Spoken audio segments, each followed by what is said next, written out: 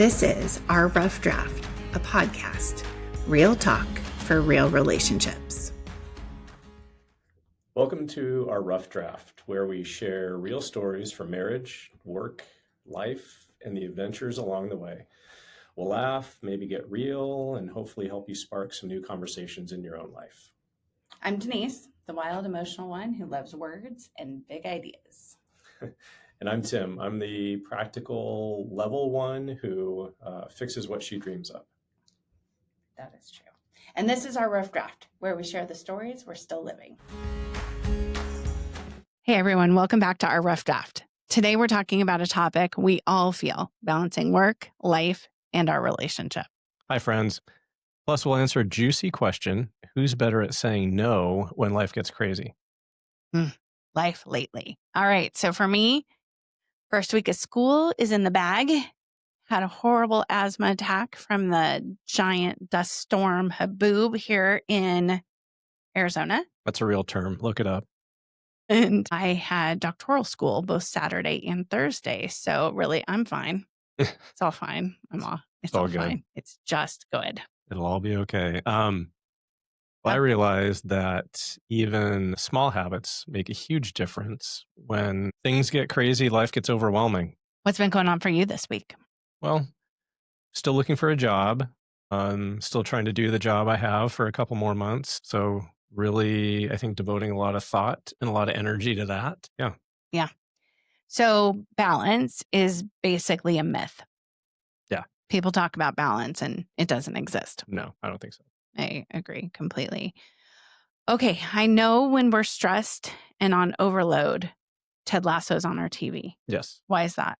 It's just I don't know. I mean, I think I originally maybe wrote it off as just a fun show. But I think that every time we watch it, and we've watched it, I don't know how many seasons or how many times now, it just teaches me more and more lessons. Like, it teaches me things about slowing down. It teaches me things about what's important. It teaches me that you can still laugh in the face of things that are difficult. So I don't know. It really resonates with me. Yeah, absolutely. Love the Lasso. The other thing that I know when we are stressed, what will happen is Top Gun is on the TV. Those two things. So what's the difference? What do you think that difference is when we'll just settle into Lasso for a couple nights a week, or it really just comes down to we got to watch all of Top Gun? I think for me, so I already described, I think, what it was about Ted Lasso, but I think for me, the Top Gun difference is just pure adrenaline, just watching something that you can watch without a lot of processing. You don't need to think about it too much. It's just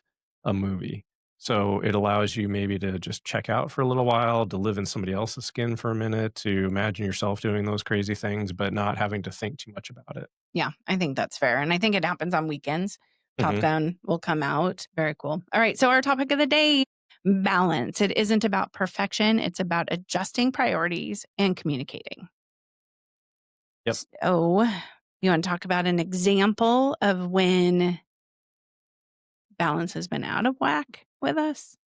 When one person's been more stressed about work? I know that we talk a lot about managing all the things, right? So right now I have my doctoral program. I'm teaching, I'm writing, kind of parenting Mason, kind of not. And then our relationship. So that's a lot of things. But you've talked about the big three sometimes. So you want to share about that? Yeah, I mean, I think, I don't know what prompted me to think this way, but at different times in our relationship, I've thought about the buckets. And for me, for a long time, ever since basically we met up until 2018, it was always about the three buckets of the family, the job, and then the military. And feeling at any given time like I wasn't able to balance those three effectively. I felt at some points I was giving one of those or multiple of those things less attention than it deserved, or less focus, or, so I always felt like I was running from one thing to another, and I felt like my life was never in balance because I was trying to juggle too many things at once. Yeah, I think the same thing goes for me. Somebody said to me yesterday, whoa, you're doing all the things, because I think like the contract came through for this class I'm writing. And I was like, yeah, my husband likes it when I'm busy because otherwise I paint a wall. That's right. So I know that sometimes that like having a heavy load allows me to function better, but there's a tipping point of when it's gone too far. And what makes it effective versus what makes it an avoidance tactic? Mm. Say more about that. Well, I think sometimes it can be easy to get really busy or to swamp yourself, not you, I know. but oneself, and use that as maybe a little bit of an excuse. I'm so busy doing this that I can't think about Mm, this, or I can't address this, or I can't deal with this thing because I have so much going on right now. When in reality, you've put all of that on your own plate and could easily take one thing off and make room for the thing that you really do need to address or mhm. deal with.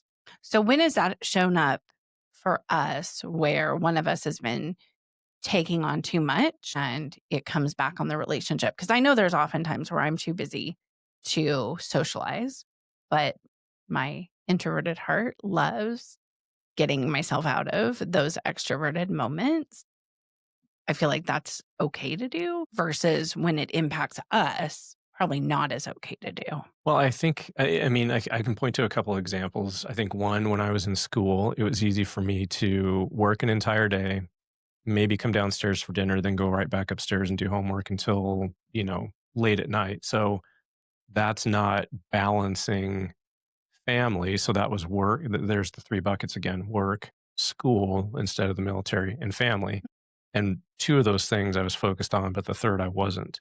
I think for you, the same thing applies. You're in your doctoral program right now. You're trying to get, geared up for the school year. You're doing all of these things. And I think it can be very easy for us to kind of go to our separate corners, and not in bad ways, not like squaring off against each other, but just you've got your stuff, I've got my stuff. And all joking aside, without having a lot of kids at home, just having one kid at home who is very self sufficient, very mature, very grown up, it can also be very easy for all three of us to exist in that space doing our own things, but not really truly being a family or being in a relationship.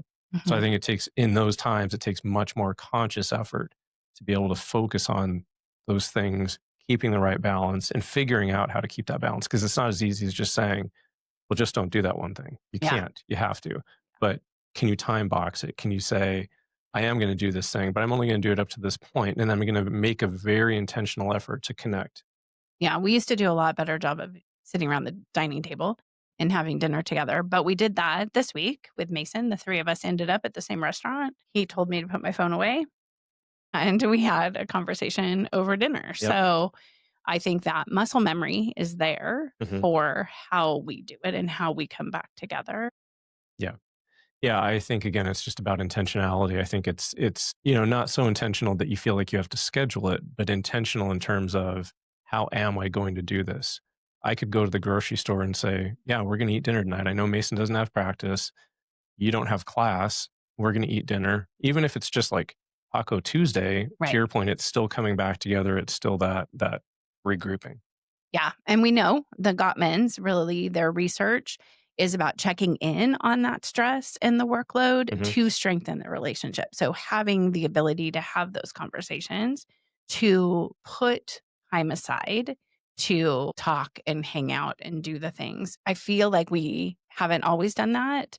We sometimes get overloaded and work can become a barrier Hmm. between us because we both like to work a lot. So, as we're transitioning into a new phase where work is going to look different, what advice would you give to yourself about starting a new chapter and what that work time might look like? I've thought about that actually, because if I no longer work remotely and I have a commute, and depending on where I'm going could be, 45 minutes, could be an hour. So now I'm starting to think about what my day looks like, and not being able to just walk out of the office at home, meet you in the kitchen, chat, go back to meetings. Like we have those informal check-ins in our days right now when you're at home. So I'm worried with potentially starting a new job that requires me to be out of the house, how we do that and how we keep that connection. I don't have the answer. I think it goes back to intentionality. I think it goes back to, making sure that the moments that we do have together, we're spending those moments in ways that are productive to our relationship.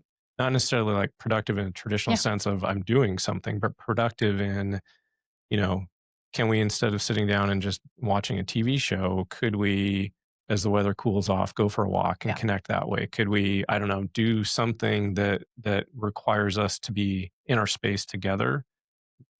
Which sounds weird because when you're sitting on the couch together, you're together, but you're not necessarily together You're because you're not focused on interacting. something else. So, Yeah. Can I tell you a secret? sure, When you go to work out and Mason's at practice, I have this moment it's of your like happy time. pure joy that I have the house to myself I know this because about you. we used to have more of a rhythm to that where I would know when my time was that I was home by myself. Times you would be home by yourself was less. I'm going to pause because I have to cough. Sorry about that. Do you need that time by yourself in the house as much as I do? Yeah, I feel like I do, but I feel like I don't use it well. So you've joked before about how I can't relax. You I can't remember where you were. Oh, you're at class last Saturday. And you came home and you're like, "What'd you do with your day?" Well, I cleaned the bathroom and I cleaned the stove and I did, whatever. You looked at me like, "That sounds fun." So I don't know what to do with that time. And I think part of it's Mhm. seasonal. Like, that I love being in the garage doing projects, but now it's 600 degrees in the garage, so I can't do that. So I'm stuck. So I do like the time alone. I just need to be much better about figuring out a way to use it that benefits my mental health versus cleaning a bathroom. Yeah. I mean, that's awesome and I so appreciate it. Right. But at the same time, like being in that space by yourself or doing your own thing or going and doing your own thing, I think is important to come back and Mhm. have stuff to talk about. Yep. Right. Like, I think that's part of it. I think we have worked together our entire adult lives, Mhm. whether that is literally together at Eddie Bauer or commuting together, coming home and talking about work, now working from home together. And we both love work, right? Mhm. I love what work does for me. It stretches me. It makes me feel smart. It makes me feel like I have a place in the world. And so I love talking about work. But when work sucks, which it does for one of us right now, we don't want to talk about it as much. And we've been through those phases too. Like when I was a principal, I never wanted to talk about work. So we have to do things so that we have something to talk about. Yeah, that's right. Because you can only talk about the small things for so long, and then it's just, I don't know, it doesn't stretch you. Yeah, for sure. I'm going to bring Brene into the room also Always. about clear as kind, right? That idea that I can also say, I need some time by myself right now. I'm not good at that. Like, I don't know if it's because I convinced you to move to Arizona and it's hot and I feel guilty that you can't go outside right now, or if it's just a pattern that we're repeating. But for me to be able to say, gosh, I want the house to myself right now so I can turn on the music and dance and do all the crazy things and not feel bad, then I don't want anybody there. I need that like permission to say that. At the same time, like I think you do it too, where it's this idea that we always should be together. But sometimes, like, maybe you want to go to Ace Hardware by yourself. I think that's an interesting point because I look at that as a sign maybe of a more mature relationship where I think you can get good at being separate. And I don't think that's a bad thing. I think that there are plenty of examples of being separate to avoid, which is different than being separate to or center or so I think you have to have, so to your point, the clear is kind piece, you have to be very clear about, I'm doing this because I need to get kind of back to myself for a minute. I need some alone time where I can zone out or I can dance around the house or I can do whatever it is. And I think those are healthy moments versus saying, I'm going to go spend an entire day gone because I want to avoid us time. Yeah, I think that's really a good point. Okay, so we've talked about the topic for today. Let's get into a little bit about the questions. So we have a couple questions for today. Who notices the other's stress first? Me, Totally. Okay.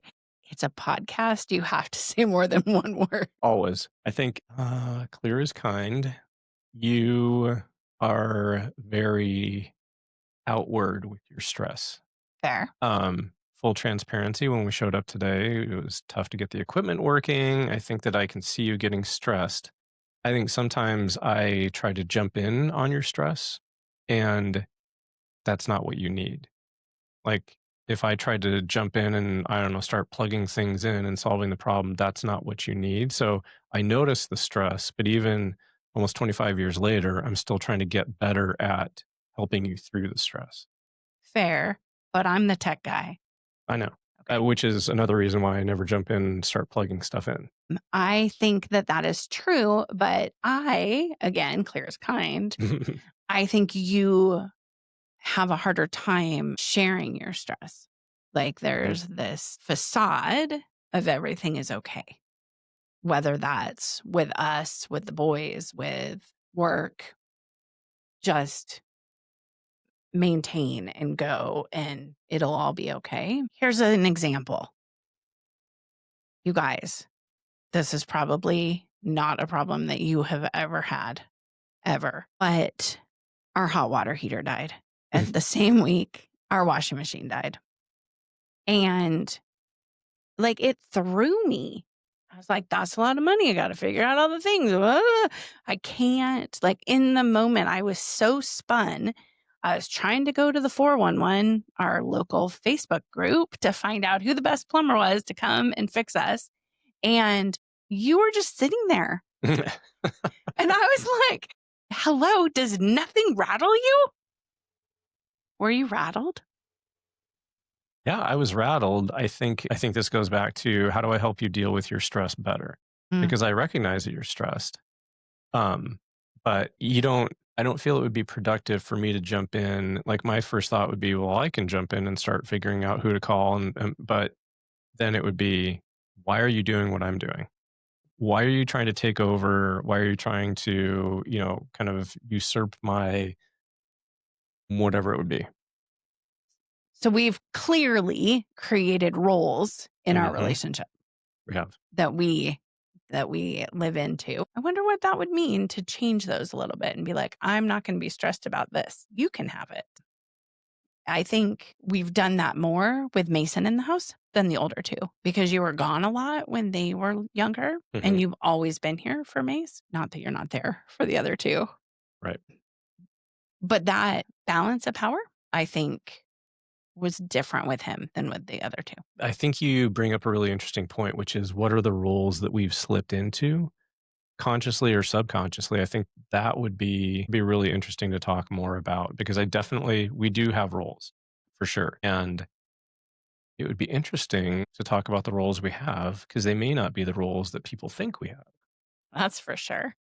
Okay. Bookmark. We'll come back to that one because I know we said we should keep talking, but we're going to keep talking forever if we go down every rabbit hole. Yeah, fair point. So next question, what tiny ritual do you think we have that helps keep us grounded or centered? It is a lot easier when it's not so freaking hot outside. Yeah. Um, I think that we spend time together, like quality time, whether that is the morning cup of coffee, late afternoon in the pool, like maybe that's it. For me, it's the pool. Like that's the place for me when I've been out all day and I'm hot and I come home and I just need to get my body temperature down and I go and I like recenter in the pool. And then when you come out and we sit there and talk for a little bit or you jump in the pool too, like I feel like that is the transition from work time to playtime. And right now, because we're both so busy, there's a lot of like go back to work after that time. But that little interlude is helpful to keep us balanced there. Yeah. I mean, I think going out with our friends, like Friday night fun time, whether Mhm. that was when we lived in Seattle and went to the wineries, or now when we go to crazy Italian restaurant and watch the Cougars dance, like that's a ritual that helps. Any ASU sport helps. I also think little things like, I think we have a tendency to get out of the house. Hmm. So it's been a hectic week and we're not going to cook. We're going to go eat somewhere. And it doesn't have to be a fancy dinner. Yeah. It could just be the simple act of getting out of the house, sitting down across the table from each other and just talking. Mm. And we could easily do that at home, but I think sometimes working a lot from home, that's kind of the source of the stress. You need to change the setting a little bit, and I think we do a good job of that sometimes. Yeah. And I think this too, right? Having this Yeah, on the schedule where yeah, we come and purposely talk to each other. agreed. Okay. If we had a perfect work life balance day, what would that look like? Work life balance week? I think you have to, for me, I'm going to answer my own question. I think you don't measure it in days. I don't think you even measure it in weeks. I think perfect work life balance to me is the patterns line up. So we figure out the flow of like when there's a downtime for me and it matches your downtime. And when Mhm. our uptime and busy time, because I don't want to not work, but if I'm working hard, I want you to be working hard. So I don't feel like I'm either missing out on something or I'm Mhm. letting you down. Yeah, I think that's really interesting because I think work life balance could easily be how do I balance my own work and my own life? But in reality, in a relationship, you're making sure that you're balancing not just yourself, but you're balancing with that other person Yep. as well. Because to your point, if you're, going like this, one's going up, one's going down, then one is looking at the other and seeing things being out of balance. Yeah. And I think that shows up for us on Fridays when we're trying to get out of town. Yeah. When somebody, could be either of us, have a lot to get done and we want to go somewhere. And the other one's like, wrap it up. Let's go. There's Wi Fi in the car. Right. Yeah. And it's been both of us. It's probably Mostly. been, well, okay. All right. Did we answer the question then from the start? Who is better at saying no? I don't know that we did. What do you think? Saying no to what? What does that mean, saying no? Who's better at saying no to things they don't want to do? Too many commitments? Being overwhelmed? Saying no to things they don't want to do would be you. You're very vocal about not wanting to do things and saying no to things, which isn't bad or good. Saying no to too many commitments. I don't think we commit to much. We're I kind of flaky. think we've learned our lesson over the years. I don't think we're flaky. I think we're just very selective now. I think Uh, we're past the point of, doing things that we don't like or don't want to do. yeah, that's fair. So All right. Close enough. All right. Mini moment. What has been a little victory or a little fail or a little moment this week that you want to remember or forget?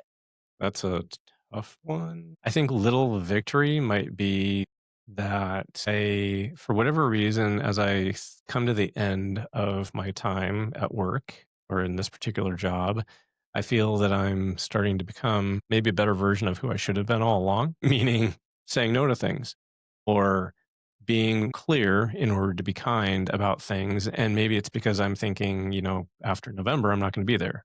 And not that I'm trying to burn bridges, but I think I'm just for some reason this skill set is setting in a little bit, and so I think there's a couple of instances this week at work where that's been helpful to me and to others. And so I could kick myself for not doing that sooner, but it is what it is. So little victory. Awesome. Mine was first week of school, and I really shared with my 120 new students who I am and got to know them. Asked them how they were doing, and anybody who expressed that they weren't doing so good, I sent a personal email to, and I've heard back from like 4 of them that they're doing better than they thought they were. So that feels like a win. I don't think I told you this, but I really need to cough again. I shared a story with them from our history, and I'm going to let you tell it from your perspective while I get a drink of water. The 100% post-it note in the pilot. This is 100%. Can you tell that story? I can tell the story as I remember it. So as I recall, we were living in Eastern Washington at the time, Central Washington, and you were commuting pretty far away from home to teach Yep. small school. And I can't remember the exact circumstances, but it was stressful. I think we had a car I believe it was like parent night or curriculum night at your and school. at my school. And I believe, I mean, this might be on character.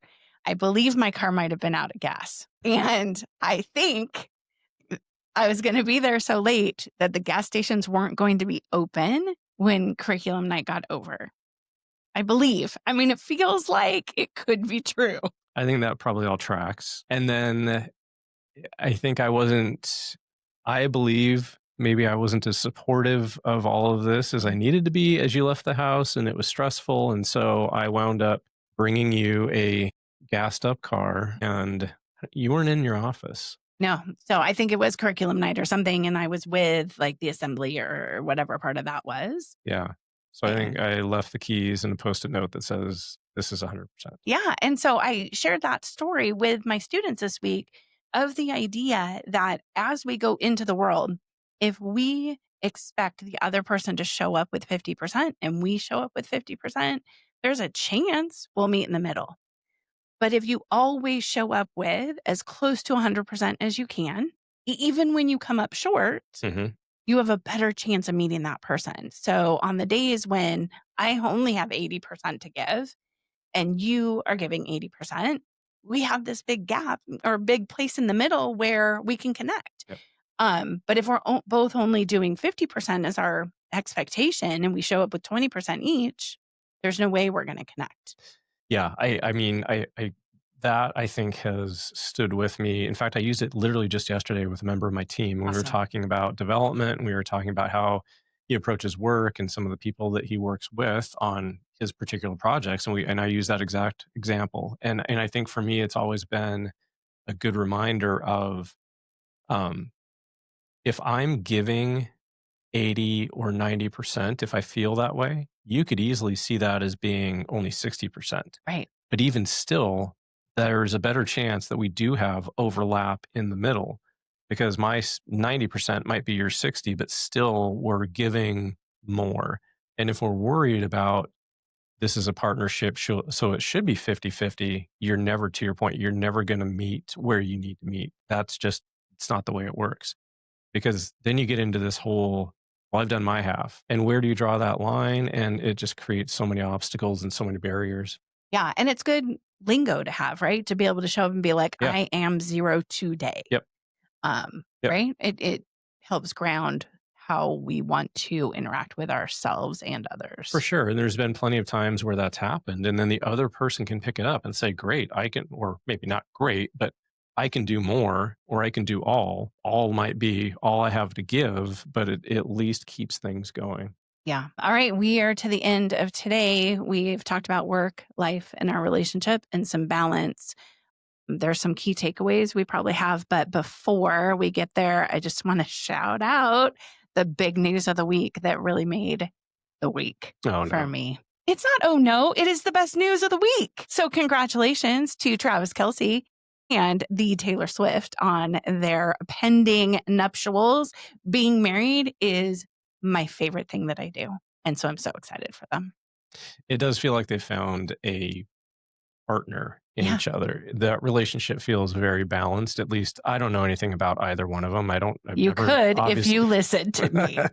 I've never met either one of them, but just from the public persona, it feels very equal. Yeah. And right back to the episode today, like the key takeaway, right? Communication, small rituals, things that we do so that we can better connect are what helps us keep in balance. And I think anybody can do that, whether you are world famous or just two people living in Arizona. Famous to each other. That's right. We like each other. Yeah, exactly. So here's something that we want to throw out. It's a listener challenge. So for those of you that are listening, the challenge would be, how can you incorporate this question into your relationship? How can you best support your other when things feel overwhelming? So connecting with them over this simple question, I think, can be very valuable to be able to bring that balance, to be able to strengthen the relationship. So a simple question that I think will yield quite a bit.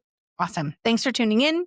Remember, balance is a moving target. We're always learning and adjusting and figuring out how to do that. Indeed. So we'll see you next week for more stories, more insights, and hopefully a little bit more laughter as we navigate life together. Awesome. Thanks. Thank you.